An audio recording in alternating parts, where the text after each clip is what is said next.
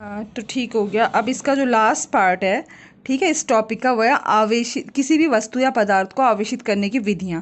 तो हमने स्टार्टिंग में जाना था कि किसी भी वस्तु या पदार्थ को हम 3 विधियों से आवेशित कर सकते हैं। एक तो घर्षण द्वारा, दूसरा चालन या स्पर्श द्वारा, और तीसरा क्या है, प्रेरण द्वारा आवेशन। मतलब इसमें स्पर्श करने की आवश्यकता नहीं होती है। तो मैं अब आपको एक एक विधि को अच्छे से समझाती हूँ कि घर्षण द्वारा क्या होता है कि यदि हम दो वस्तुओं को परस्पर रगड़ते हैं तो इलेक्ट्रॉन एक वस्तु से दूसरी वस्तु में चले जाता है, अर्थात दोनों वस्तुएं आवेशित हो जाती हैं। जैसे हमने क्या किया था कि जब दो कांच की छड़ को रेशम के कपड़े से रगड़ा था तो कांच की छड़ से कुछ इलेक्ट्रॉन रेशम में चले गए थे। ठीक है, इसका मतलब कांच की छड़ क्या हो गई थी, धनावेशित, और रेशम का कपड़ा ऋणावेशित हो गया था। इसी प्रकार से जब हमने आपनूस की छड़ को बिल्ली की खाल से रगड़ा था तो बिल्ली की खाल से कुछ इलेक्ट्रॉन आपनूस की छड़ में चले गए थे। तो जिसमें इलेक्ट्रॉन की कमी होगी अब वो धनावेशित हो जाएगा, और जिस पे इलेक्ट्रॉन की अधिकता होगी वो ऋणावेशित होगा। इसी प्रकार से कुछ और एग्जाम्पल है। ठीक है, तो इस तरीके से यहाँ पे लिखा हुआ है कि जिस वस्तु से इलेक्ट्रॉन का स्थानांतरण होता है, ठीक है, जैसे बिल्ली की खाल या कांच की छड़, अर्थात उस वस्तु में इलेक्ट्रॉन की कमी हो जाती है, अर्थात वह वस्तु धनावेशित हो जाती है।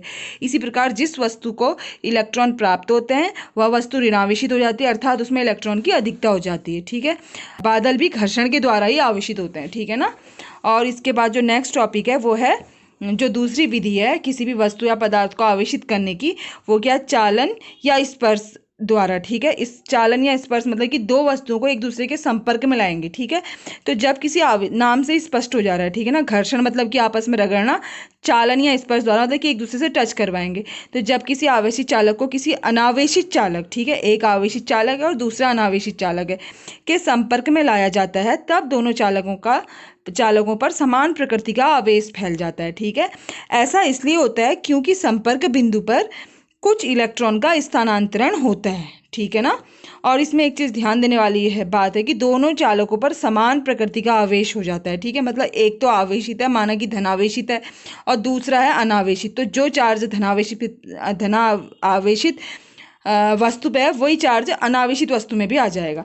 अब जैसे कि इसको मैंने ये डायग्राम के द्वारा समझते हैं कि जैसे कि एक ये गोला है, ठीक है, जो कि अनावेशित है, और एक ये गोला है जिसमें धनावेश है। ठीक है, तो ये आवेशित गोला और ये अनावेशित गोला, और इसको हमने एक कुचालक स्टैंड पर रखा है। ठीक है, अब यहाँ पे कुचालक शब्द आया तो पहले मैं आपको बता दूं कि चालक और कुचालक क्या होते हैं। चालक क्या होते हैं कि ऐसे पदार्थ जिनमें से वैद्युत आवेश, सामान्यतः इलेक्ट्रॉन का प्रवाह आसानी से हो सकता है, जैसे धातुएं हो गई, पृथ्वी, अम्ल या क्षार, ठीक है, आदि। और कुचालक क्या होते हैं, ऐसे पदार्थ जिनमें से इलेक्ट्रॉन का प्रवाह आसानी से नहीं हो सकता है, जैसे कांच है, प्लास्टिक है, आदि। तो ठीक है, तो इसका मतलब है कि जब हमने इस गोले को किसी कुचालक स्टैंड पे रखा हुआ है तो इस पर कोई इफेक्ट नहीं पड़ेगा। ठीक है, और जब हमने इसके पास पे एक आवेशित गोला रख दिया, अब क्योंकि हम चालन के द्वारा कर रहे हैं, इसका मतलब हम दोनों गोलों को आपस में संपर्क में रखेंगे। ठीक है, तो ये संपर्कित वस्तु है। ठीक है, संपर्कित वस्तु करेंगे तो दोनों के संपर्क तल से हमने पीछे पढ़ा था कि इलेक्ट्रॉनों का ट्रांसफर होने लगता है। ठीक है, तो इस प्रकार से दोनों में क्या होगा, समान आवेश आने लगेगा। ठीक है, और जब हमने दोनों वस्तुओं को एक दूसरे से अलग किया तो हम देखते हैं कि दोनों वस्तुएं धनावेशित हो जाती हैं। ठीक है, अब जो लास्ट विधि है वो है प्रेरण द्वारा आवेशन। ठीक है, प्रेरण द्वारा आवेशन मतलब कि किसी वस्तु को हम संपर्क में नहीं लाएंगे। ठीक है, तो वह प्रक्रिया जिसके अंतर्गत एक आवेशित वस्तु द्वारा अनावेशित वस्तु पर संपर्क किए बिना विपरीत प्रकृति का आवेश उत्पन्न कर दिया जाता है। ठीक है, क्या प्रक्रिया है, एक आवेशित वस्तु द्वारा अनावेशित वस्तु पर स्पर्श किए बिना, मतलब स्पर्श नहीं किया जाएगा, विपरीत प्रकृति का आवेश उत्पन्न कर दिया जाता है। तो चालन में तो समान प्रकृति का आवेश हो रहा था, और प्रेरण द्वारा में क्या हो रहा है कि विपरीत प्रकृति का आवेश उत्पन्न हो रहा है। ठीक है, अब ये देखिए, जैसे यहाँ पर एक अनावेशित गोला है जिसको मैंने कुचालक स्टैंड में रखा हुआ है। ठीक है, अब जब इस अनावेशित गोले के पास में एक धनावेशित छड़ लाई तो मैंने क्या देखा कि इस धनावेशित छड़ के पास जो भाग गोले का धनावेशित छड़ के पास है, जैसे कि पी वाला पोर्शन, तो इससे क्या होगा कि जो इलेक्ट्रॉन्स हैं गोले के सारे वो इस सिरे की ओर आ जाएंगे, तो इधर क्या आ जाएगा, धनावेश। धनावेश का मतलब ये नाभिक या प्रोटॉन का धनावेश नहीं है, धनावेश का मतलब कि यहाँ पे इलेक्ट्रॉन की कमी हो गई है। ठीक है, अब इसमें चार्ज तो आ गया, एक सिरा पी सिरा ऋणावेशित और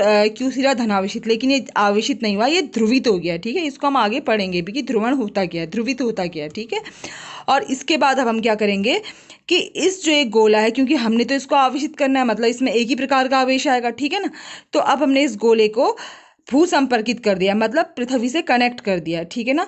पृथ्वी से कनेक्ट करने से क्या होगा कि पृथ्वी में तो इलेक्ट्रॉन का भंडार है, ठीक है ना, महासागर है इलेक्ट्रॉन का, तो वहाँ से इलेक्ट्रॉन आएंगे और इस सिरे में जितना भी धनावेश होगा वो उसको समाप्त कर देंगे, ठीक है, मतलब उदासीन हो जाएगा ये वाला सिरा। उसके बाद जो नेक्स्ट स्टेप होगा उसमें हम क्या करेंगे कि जो भू संपर्कित किया था उसको हटा देंगे, अब उसको हम पृथ्वी से कनेक्ट नहीं करेंगे, ठीक है। तो अभी क्या हो गया, ये धनावेश और छड़ और इसके साइड वाला सिरा ऋणावेशित हो गया और बाकी का पोर्शन उदासीन हो गया। अब लेकिन जैसे ही हम इस छड़ को भी हटा देंगे तो हम देखेंगे कि जो पूरा आवेश है वो पूरे गोले में फैल जाएगा। इस प्रकार से धनावेशित छड़ के द्वारा हमने किसी अनावेशित गोले को ऋणावेशित कर दिया, ठीक है। धनावेशित छड़ मतलब छड़ में धनावेश था और गोला पहले अनावेशित था, मतलब उसमें कोई भी आवेश नहीं था, मतलब उसमें धनावेश और ऋणावेश बराबर था, ठीक है ना, उदासीन था वो। तो हमने धनावेशित छड़ के द्वारा उसको ऋणावेशित कर दिया, ठीक है।